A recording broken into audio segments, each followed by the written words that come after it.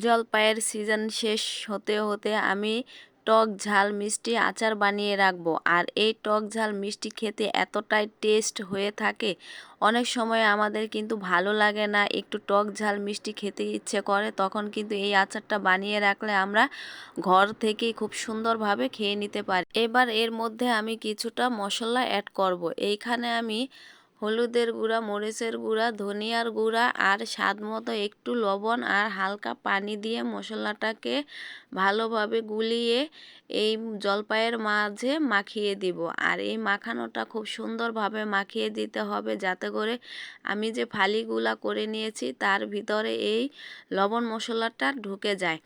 আর এই মশলাটা যদি এভাবে দেওয়া হয় তাহলে কিন্তু আচারটা দেখতেও খুব কালারফুল দেখা যায়।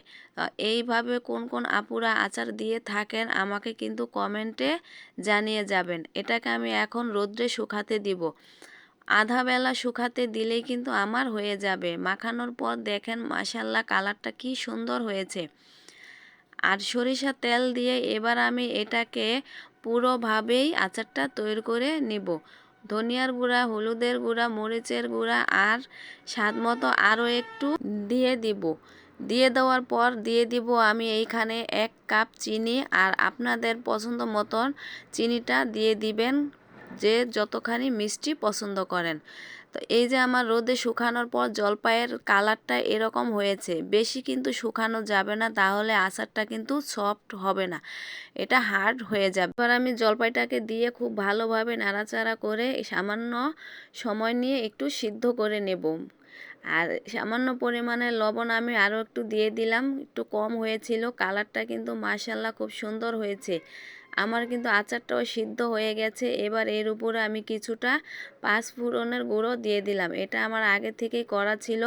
আচারের যত ধরনের মশলা ছিল সেটা আমি একসাথে করে ব্লেন্ড করে নিয়েছিলাম। আর আচারটা কি সুন্দর সফট হয়েছে, আমি হাত দিয়ে ভেঙে দেখিয়ে দিলাম।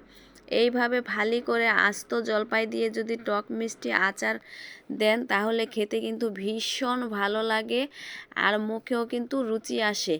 এই আচারটাকে আমি একটি কাচের বয়ামে ভরে রাখবো নর্মাল টেম্পারে, মানে ফ্রিজ ছাড়া। আমি এটাকে 1 বছর সংগ্রহ করে রাখতে পারবো, একদমই নষ্ট হবে না। বিশ্বাস না হলে আমার এই আচারটাকে ফলো করে আপনারা বাসায় একবার হলেও ট্রাই করে দেখবেন। আমি কখনো কিন্তু আচারের মাঝে সিরকা ব্যবহার করে থাকি না। এই সিরকাটা ব্যবহার করলে কিন্তু আচারের কোনো টেস্টই লাগে না, হয়তো বা বছরের পর বছর ভালো রাখে, কিন্তু এইভাবেও থাকবে ইনশাআল্লাহ।